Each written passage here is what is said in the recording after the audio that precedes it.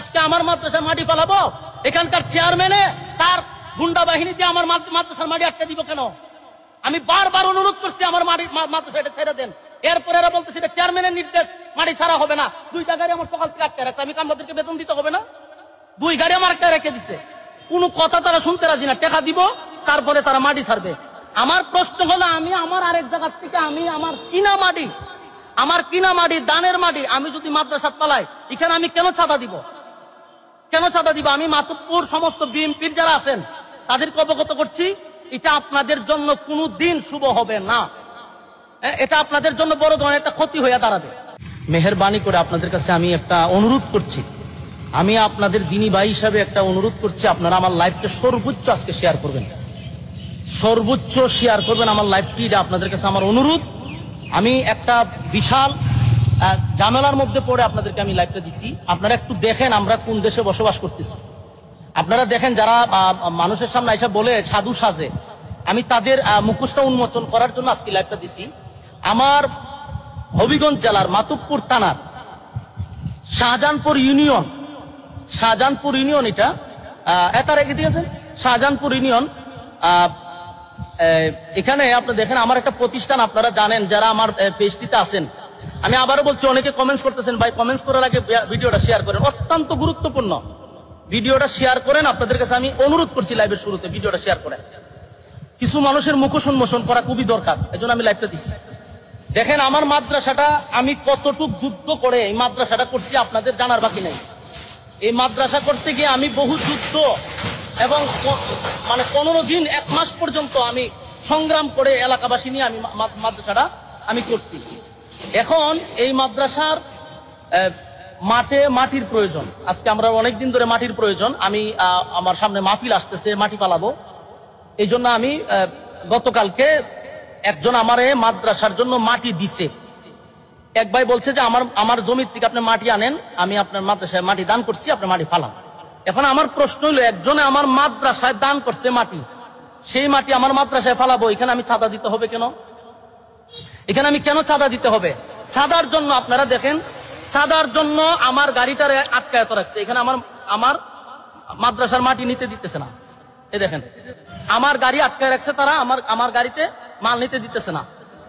এরপরে এখানে আপনারা একটু দেখেন, আশ্চর্য বিষয় হলো, একটা প্রতিষ্ঠান, মানুষ যেখান থেকেই হোক, মানুষ প্রতিষ্ঠানের প্রতি একটা দরদ থাকে, একটা মায়া থাকে, আসে না। আমার এখানে একজন আছে, এরা আমার এলাকারই, তো এখানে এদের বক্তব্য হলো যে আমাদের কিছু এখানে নাই, এখানে আমরা চেয়ারম্যানের নির্দেশে আমরা গাড়ি আটকেছি। এরা আমার গাড়ি আটকায় রাখছে, এটা হলো তাদের বক্তব্য, হলো আমরা চেয়ারম্যানের নির্দেশে আটকায় রাখছি। তো এদের সাথে তো আমার আর কথা বলে লাভ নাই, কারণ এরা নিরুপায়। চেয়ারম্যানের আদেশ রক্ষা করতে গিয়ে আমার গাড়ি আটকায় রাখছে। মাদ্রাসার মাটি ফালাবো আমি? আমার একজনের মাদ্রাসার মাটি দান করছে।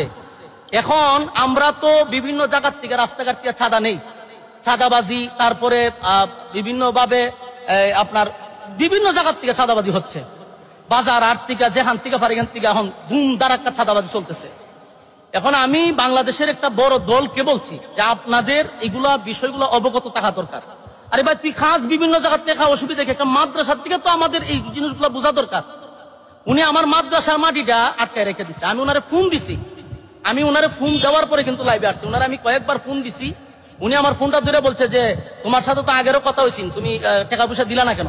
অথচ আগে একবার মাদ্রাসার মাটি ফালাইতে ওনাকে আমি 20,000 টাকা চাঁদা দিছি। উনার নিজস্ব লোকেরা আমার কাছ থেকে এই চাঁদার টাকা নিছে, আমার কাছে প্রমাণ আছে, ডকুমেন্টস আছে, উনি যে আমার কাছ থেকে চাঁদা নিছে এটার ভিডিও ক্লিপ আমার কাছে আছে। এখন উনি আবার চাঁদার জন্য আমার গাড়িটা আটকে রেখে দিচ্ছে। কারণ আমি দেশবাসীর কাছে বলবো, মাতুব্বর থানার যারা আছেন তাদের কাছে আমি বলবো যে আপনারা দায়িত্ব পালন করতেছেন, যে কোনো প্রতিষ্ঠানও কি তারা মানবে না?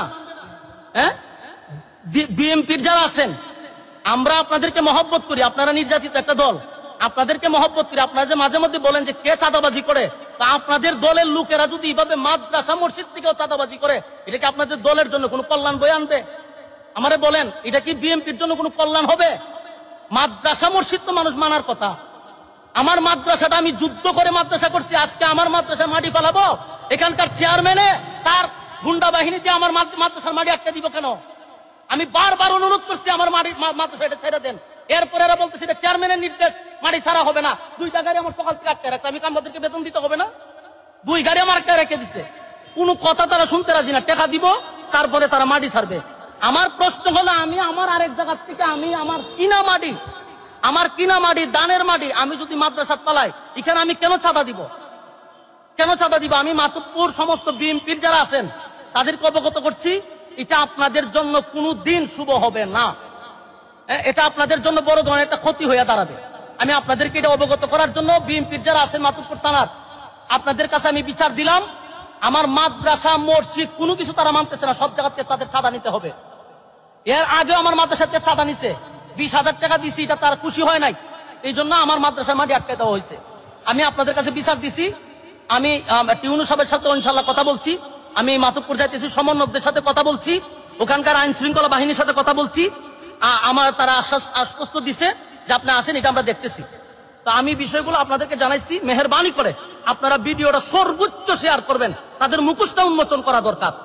আমার ক্ষতি করতে পারে তারা, এই লাইভের পরে আমার ক্ষতি করতে পারে। আমি দেশবাসীকে আবারও বলছি, এই চেয়ারম্যান আমার ক্ষতি করতে পারে। আমার যদি কোনো ধরনের ক্ষতি হয়, বুঝবেন এরা জড়িত। আমার পান্নাসির ভয় আছে, আমার যে কোনো সময় তারা আমার হামলা করতে পারে, আমার প্রাণের উপরে তারা হামলা করতে পারে। শাহজাহানপুর পারভেজ চৌধুরী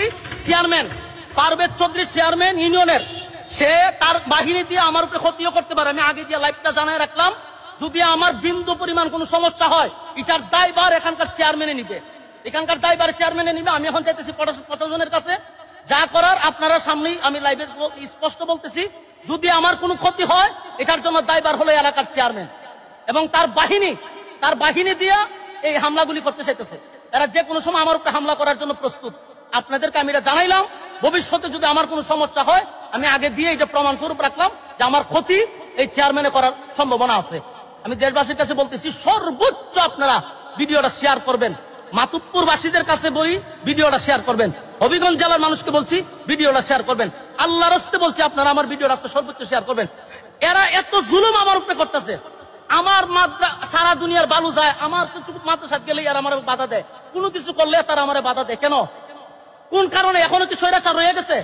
আমি তো দেখতেছি এর থেকে ভয়ঙ্কর এরা আমাদের সাথে ব্যবহারগুলো করতেছে। এই জন্য আমি মাতুব্বরের বিএনপির লোকদেরকে বলছি, আপনাদের প্রতি আমাদের এখনো সুধারণা ছিল, কিন্তু আপনাদের কর্মীরা যা করতেছে, এটা বাংলাদেশের জন্য ভালো হবে না, আপনাদের দলের জন্য ভালো হবে না। এরা মসজিদ বুঝে না, এরা মাদ্রাসা বুঝে না, সব জায়গার থেকে এদের চাঁদা নিতে হবে। কেন চাঁদা দিতে হবে তোদেরকে? সর্বোচ্চ আপনারা ভিডিওটা শেয়ার করবেন।